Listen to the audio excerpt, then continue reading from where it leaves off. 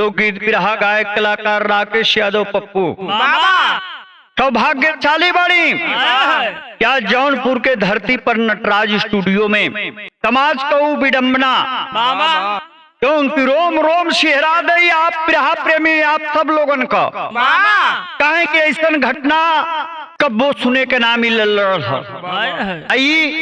घटना जौन बा की जौनपुर के धरती पर रिकॉर्डिंग होता लेकिन जौनपुर के इर्द गिर्द की बात हो ए बाबू ऐसा मार्मिक घटना सुन के ना रो दई को अंकुर भैया रिकॉर्डिंग रूम में रिकॉर्ड कर रहल बाना ई बिरहा आप सुन रहल बानी ई बिरहा प्रसंग शिया बिरहा म्यूजिक यूट्यूब चैनल पर जेकर निर्माता बना श्री शनि विश्वकर्मा जी प्रोड्यूसर भैया के आशीर्वाद आप लोग दें इनके चैनल के दें ताकि हमनी का बिरहा टीम हमेशा बिरहा गा के आप लोगों के सचेत करी जगावे के काम करी।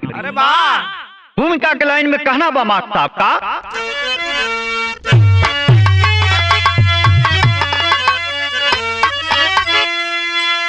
हरा रो रही है गगन रो रहा है कैसा इंसान पल में बदलने लगा है जल रही है चिता आज विश्वास की स्वार्थ सबके हृदय में ही पलने लगा है मान मर्यादा वादा इरादा मिटा सब मानो कहर को उगलने लगा है दिनेश कैसे जिएगा कोई अब यहाँ सोच आंखों से आंसू निकलने लगा है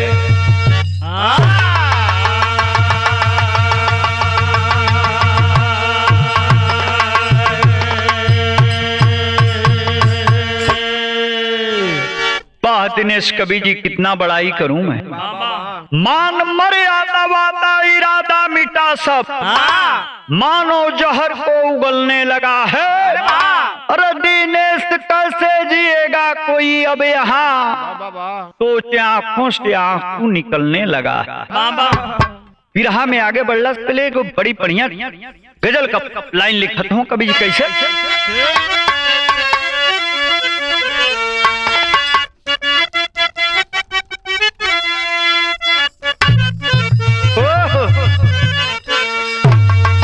अरे बसी एक और दुनिया है अरे बसी एक और दुनिया है इसी संसार के नीचे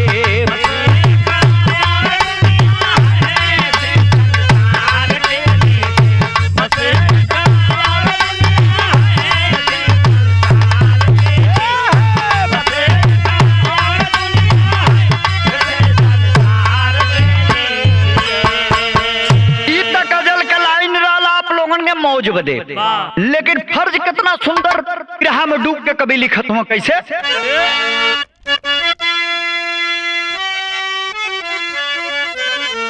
जुल्म की आग से यारो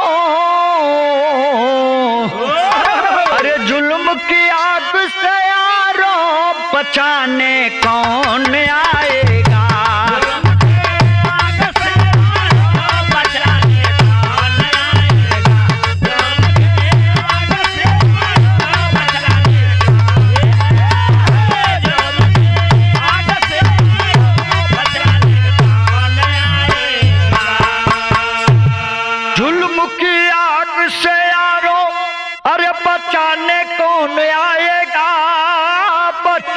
कौन आएगा अंधेरा छा रहा ऐसे उजाला कौन लाएगा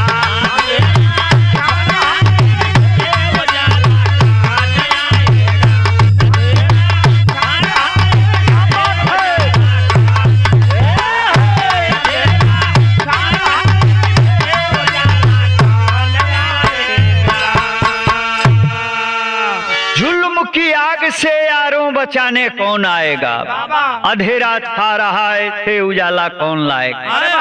अरे कलयुग का अंतिम चरण बाबा लागत था कि अपनी पिछवाड़ा मराइए के जाई। शहर के माध्यम से कहना बा मार साहब, घटना कहाँ के बा कब के बा।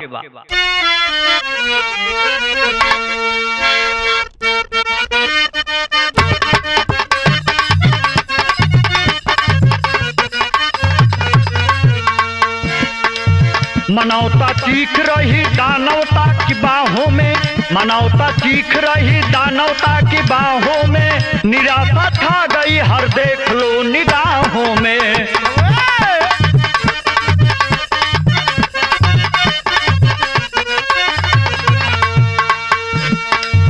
आदमी डर रहा है आज जीवन जीने में, आदमी डर रहा है आज जीवन जीने में, आत्मा कांप रही दर्द उठे सीने में।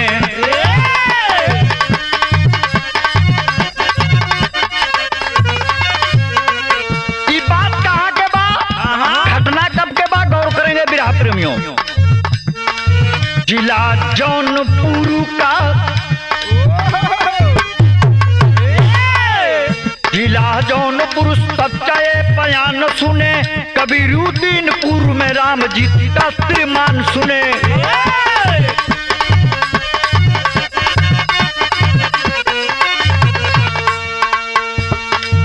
एक अनुराग रहा, पांच है कुमारी जी। बात क्या समझ लिया, कबीरुद्दीनपुर जिला जौनपुर का ही घटना हो। पांच को बहन में एगो दुलरुआ ताइक्वांडो का खिलाड़ी, मासूम लड़का का नाम अनुराग बताया गया। रामजीत का परिवार हंसता खेलता, कोनो दिक्कत नहीं खे, मेहनत मजदूरी करके गरीबी में पालत ताना लगे, हर चेहरा पर मुस्कान हो। लालता यादों से विवाद रहा भारी जी, जमीनी दुश्मनी में हो गई गुटबाजी जी।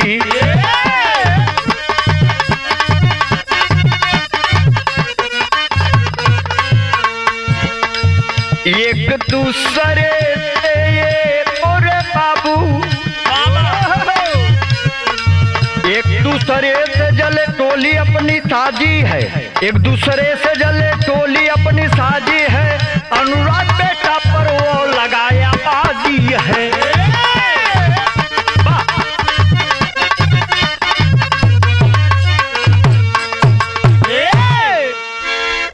ये भैया बात के बिरहा में आगे बढ़ला, पहले समझ लिया जाओ। अनुराग मन में खटखटाओ, पांच को बहन में एक दुलरुआ लड़का कांस्य पदक जीत के इंडिया गवर्नमेंट के प्रेजेंट कैले बा। अब सपना है गांव को, समाज का, देश का कि गोल्ड मेडल कहिया लेके आए। ये बाबू जो रामजीत बाणा मेहनत मजदूरी करके हो कि अपने बेटा के हम जो है इंडिया लेवल के बड़का खिलाड़ी बनाई। ये बाबू दिन रात मेहनत करके अपने लड़का के सपना के साकार करल चाहत हूँ। इधर जो न लालता गरीबी से तनी सा ऊपर मध्यम श्रेणी का बा। एगो लड़का जौन बा की दरोगा बा, और तीन चार गो गबड़ू जवान पलत हूँ, गाय भैंस बाड़ी से दूध पियत हूँ, जवानी के कंट्रोल ना कर पौले हम। छोटी मुखी एगो जमीनी का विवाद हो, अपने मुसड़ी चढ़ा के डरवावत धमकावत रामजीत, लेकिन रामजीत कहना कि सगरी ले लसल लेकिन मारपीट मत करस। ए बाबू एक अपन मजबूती समझ ले हो तो रामजीत का कमजोरी मन बढ़े लगल है। कहल गई है कि धन का बढ़ल अच्छा बा, लेकिन मन का बढ़ल ठीक ना हो। ये अपने आप के जमीन में मिला देला, ये बाबू मट्टी बना देला। कुख्यात जवन बा की अपराधी समझ ना पोला। बिरहा में तर्ज बदलत हो मार सब कैसे।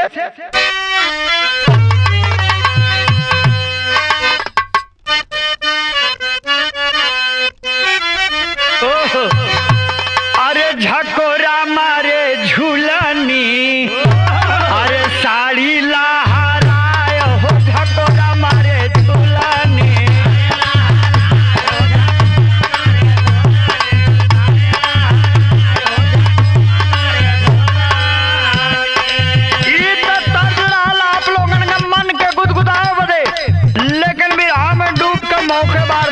कभी पिरोया है पंक्तियों के लाइन में क्या जमीनिया सबके खाई जमीनिया सबके खाई साथे नाही जाई हो जमीनिया सबके खाई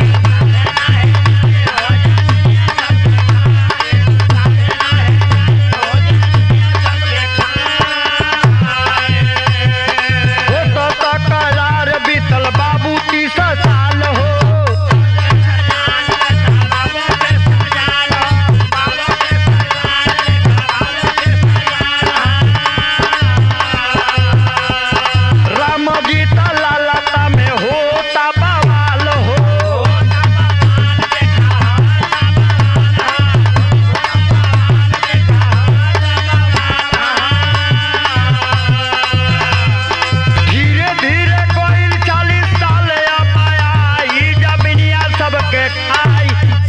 नाही जाई हो जमीनिया सबके खाई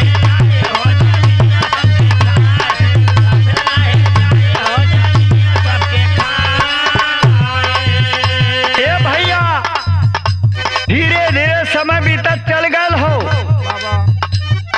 लालता में राम जीत में तकरार बढ़त जात हो टुकड़ा भर जमीन हो लेकिन सबूर के हु के ना हो लालता का बाग बगीचा जवन दान दौलत का कमी नहीं थे एगो लड़का दरोगा बाटे साई हो गईल हो 2-3 गो लड़का जवन हकी एकदम दे पालत तना सो सवांगी कभी कमी नहीं थे राम जी का 5 गो बेटिया 1 का बेटा वो देश का नाम रोशन करे खातिर ताइक्वांडो खिलाड़ी बनल चाहता कांस्य पदक भगवान के कृपा से लेके भी आ गई हो अब मन में उल्लास बा कि स्वर्ण पदक कहिया लेके आई राष्ट्रपति से कहिया पुरस्कार ही पाई मेहनत मजदूरी क के बेटवा के पालत हुआ लेकिन समय बाबू केहू खातिर रुकल ना हो अपन करामात दिखा दे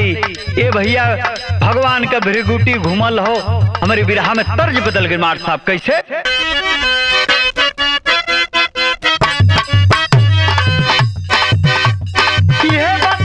कैसे काली तेरी चोटी है परंदा तेरा लालनी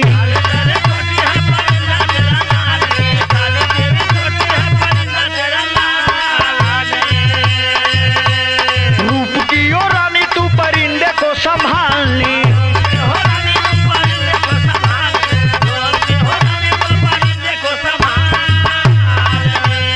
दुश्मन चलेगा तुमसे आगे आगे दिल होगे बड़ी मुश्किल दुश्मन चलेगा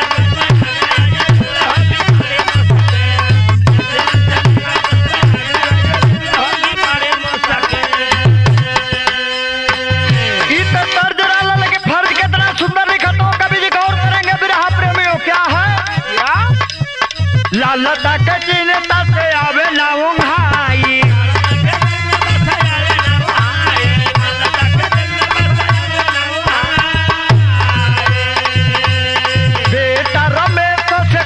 समझाई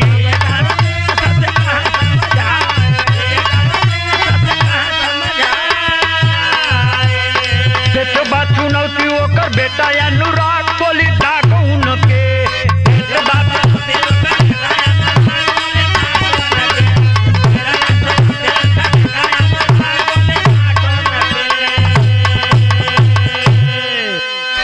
तो लालता क्या सवांगी हमार अनुराग टेढ़ बोलता फुंफुकारता बुझता कि हम गोल्ड मेडल लेके आ गए हैं ये भैया ईर्ष्या दोनों पक्ष में पलपे लगल है बाप माई का मतलब होला अपनी बेटन की जवानी के बरकरार रखे खातिर समझा बुझा के कहीं अगर गलती नहीं हो रहे तो तनी डांट बोल के दबा के रखल जाला हवा दे हुआ लालता कला कि ज्यादा बोलता एक लौता बा एक के चिराग बा मार दे सीना में बोली झारखंड से 2 नंबरी रुपया कमा के लेके अले बानी, हम समझ ले हमारे बेटा एगो जौन बा की दरोगा है तो लड़का तो धूरी में आगे बढ़े करी हंस कहना बा अंतरा में क्या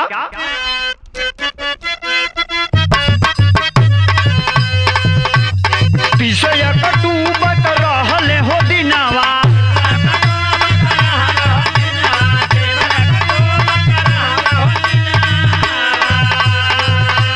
दुअरे पर रहले अनुराग बिरनावा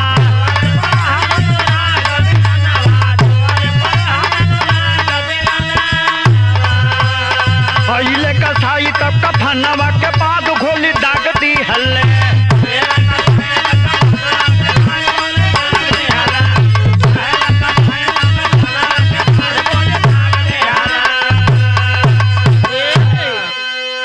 भैया बाप का सह पौले है उधर दरोगा साई भाई का सह पौले बा जवानी मरमराती एकदम चरमराती यो ना ससुरा सोचला कि हमारे एगो छुट्टी मुखी भाई है हमारे कुल खानदान का चिराग है गोल्ड मेडल लेके आओ वाला बा ए भैया तलवार पजो के जोन हकी कोई झाड़ी में छुपल बा आ जाओ तो हम गर्दन में हटा दे तनी तोरी धड़ ऐसने कैले ले कि कवि जी के रोवे के पड़त था लिखे के पड़त था का टेरी के भाव में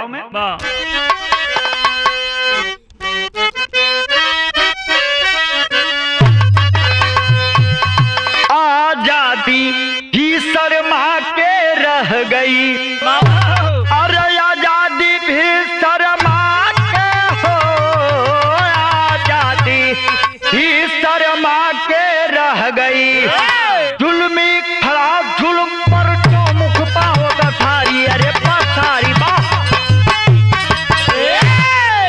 जुल्मी खड़ा जुल्म पर जो मुख पाओ पसारी आजादी भी शर्मा कर रह गई ये बाबू वही झुंटा में लुकाइल बा आओ आओ जोन दीपावली का तू साफ सफाई करे ले हो हमारी घर की समहने ये जमीन हमारी है हमारे बाबूजी कहता न कि हमारी है पैसा दरोगा हमारी घर में तू अले है लिट्टी चोखा खा के हमारे दुआरी पर हमारे करेजा पर डाल दरे ये बाबू दिवाली जोन है कि मातम में बदल अनुराग जाके साफ सफाई करत था टुकड़ा भर जमीन हो साथियों लेकिन हजम ना भइल हो और हजम जब ना भइल है तो विदेशिया के भाव में कवि के विरह के आगे बढ़ाओ खड़ो तो काली खत्म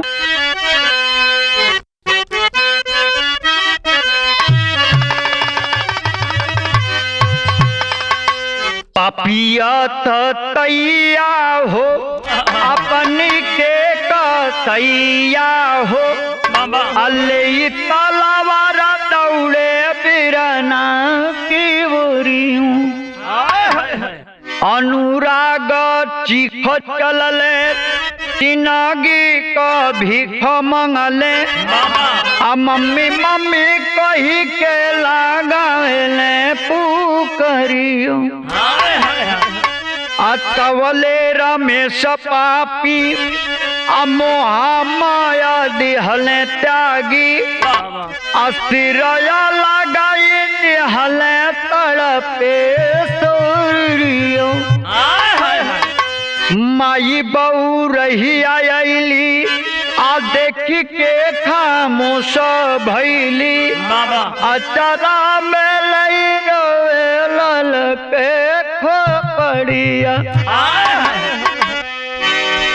बेटवा बयान भैले जब जतवन करत वही जमीन की तरफ से रोड के पार करे के चाहता पहले से घात लगा के वो रमेश राजेश और लालता प्लानिंग के मुताबिक या चिराग के बुझा दे तैयारी में बाड़ा था ई नाबालिग लड़का हो ना जनलस के इसनो कुछ हो सके दुनिया ना देखले रहे सपना तबा गोल्ड मेडल लियावे का ये बाबू बिंदास गतुअन करत आगे बढ़त हो माई पीछे से आवाज लगाओ दिया कि ऐसे ही देश का नाम रोशन करबे समय ज्यादा हो गई तो के चन्ना उन्ना गुड़ भेली खा के दूध पी के तनी आराम करे ए बाबू कभी के रहना गई था बिरहा के आगे बढ़ाओ तो मार्मिक तर्ज लगत हो।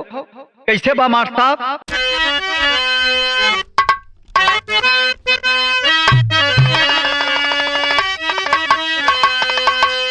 अरे बाबू दरोगा जी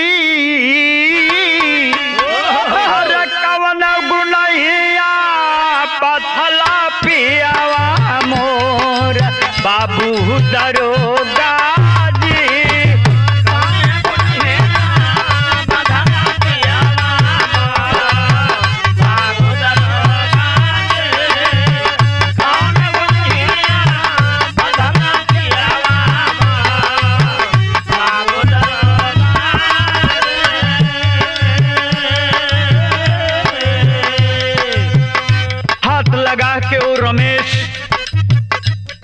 लालसा जब झारखंड में नौकरी कोयलरी में करत रहना एक पाले गबरुआ जवान के। अरे पालना ही है तो कुछ अच्छे काम के लिए पालो।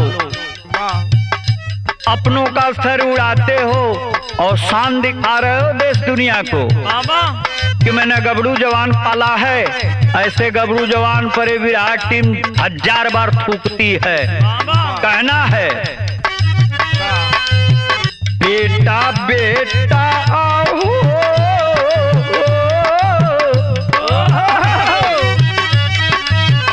बेटा बेटा हो कहीं कमाई रोवे चेहरा निहार बेटा बेटा हो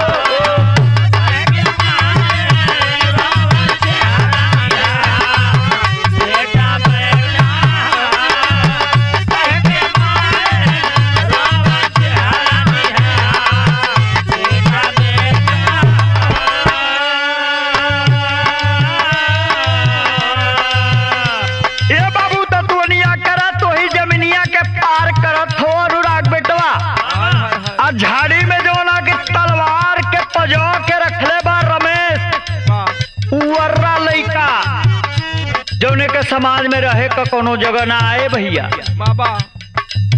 वही समय पिछवा से आवाज दे महतारी जात है अपनी आँख के सामने बेटा का सर कलम हो देखत है। आज मुड़िया छटक के वही चक्रोटवा पे गिर गई है। ओके उठा के बदहोशी के हालत में गोदिया में लेके अचरवा से पोछत तारी। अब पोछत ही वही समय का भाव लगल है।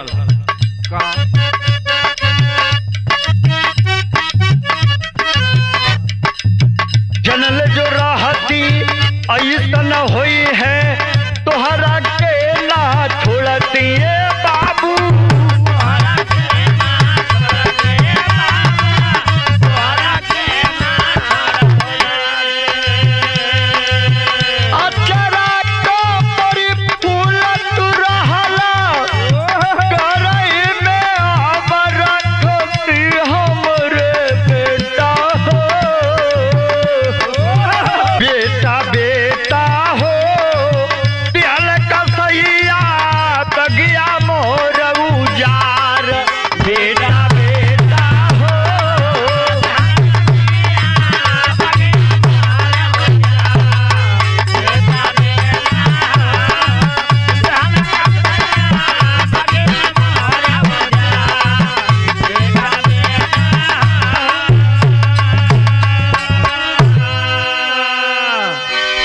माई के सामने हो केना की तरह छटक के आके पांव के नीचे आलर सुगनमा का गर्दन गिरत। बोलो उसी हालत में गांव आस पास में मातम का माहौल छा गया साथियों। एगो 5 रुपया का केहू अगर पौधा लगाओ ला बगीचा में फेरी बकरी खा ले तो कितना दर्द होला। उ तो कितना दिन वो पेटवा के पल्ली हुए के चिराग हो अहू साथ छोड़ के भाग गई बाबू। पापट में कभी के लिखे पड़ो थका।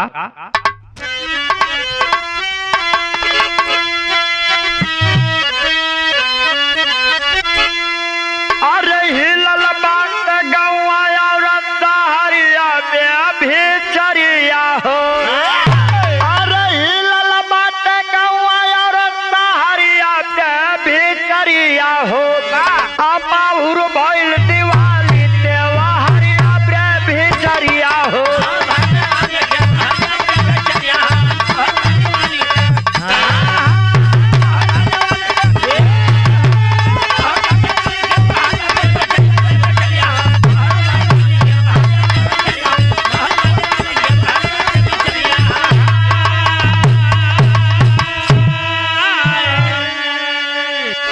शासन प्रशासन देखी सकती में आइले, चारों ओर कानून वाली अरे जलिया बिछैले, पकड़ाइल बाला लता तुरंत जरिया बिचरिया हो, आखी जैसल फैलल बा खबरिया बिचरिया हो।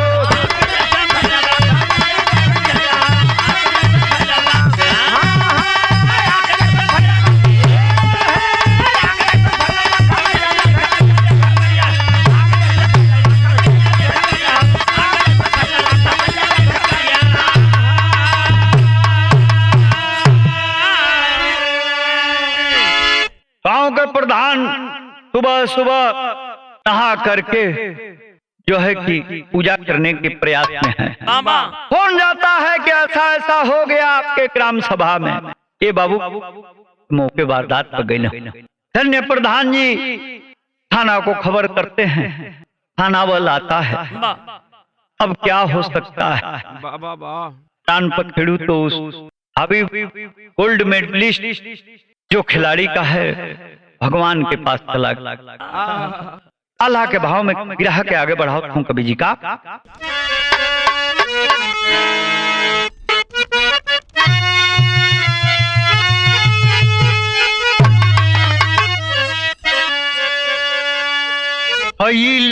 जमीन महा अरे भैल जमीन महा भारत का लड़ैया भैया, कौरव का नाश होई गइल परिवार, सोच ले दशानन राजा दृष्टि पकड़बा पंचो,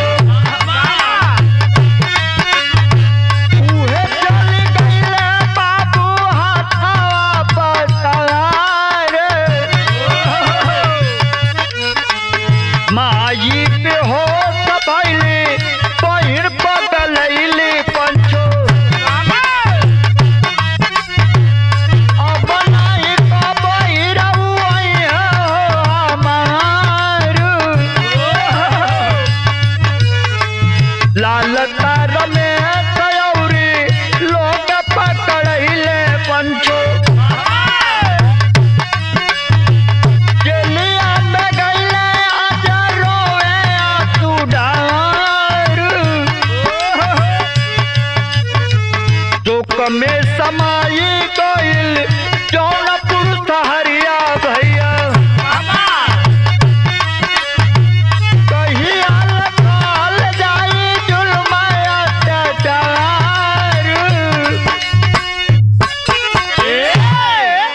ए बाबू एसपी साहब, डीएम साहब, एसडीएम जब घटना को सुनते हैं आंसू बहाते हुए मौके वारदात पे आते हैं। आने के बाद लालता अपने बेटे रमेश को भगा दिया और दरवाजा बंद करके अपने घर में औरतों के साथ पड़ा हुआ।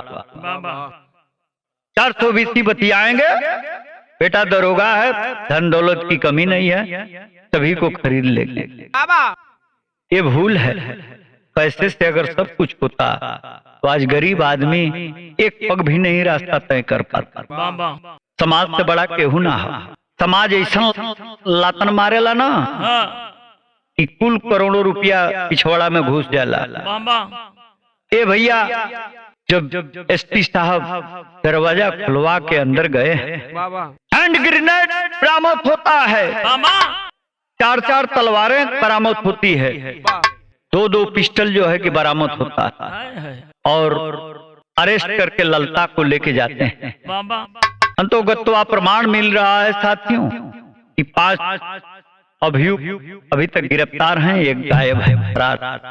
लेकिन कब तक कानून से तुम भागोगे?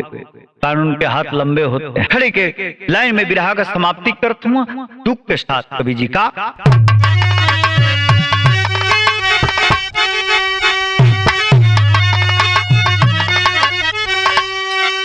और जनता कदम बढ़ावे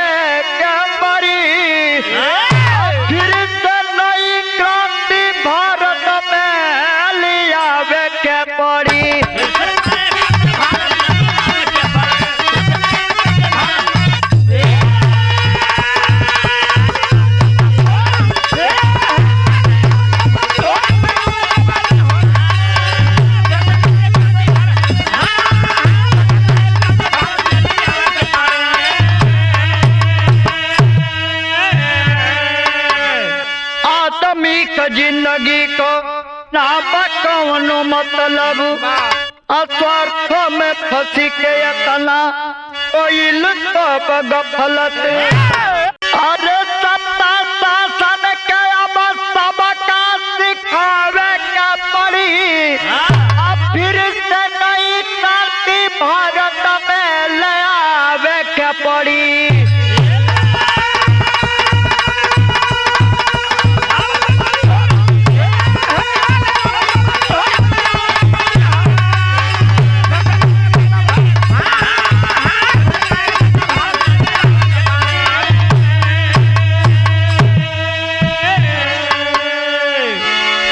जब इंसान शैतान बन जा तो करी खाती अलग कानून बनावे के चाहिए।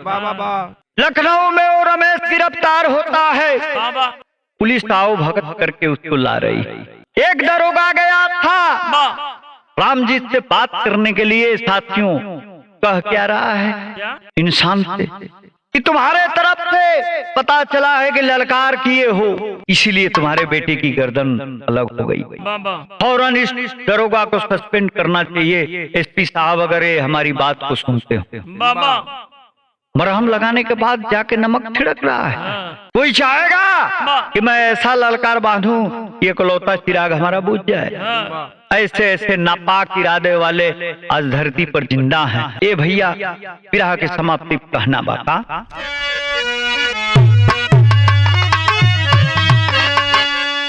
कुसुमपरा गुरु भोला हुए स्वर्ग के अब वासी। अरे कभी दिनेश सुरंदर कांटे डूबे तुम में काशी हो, आजादी भी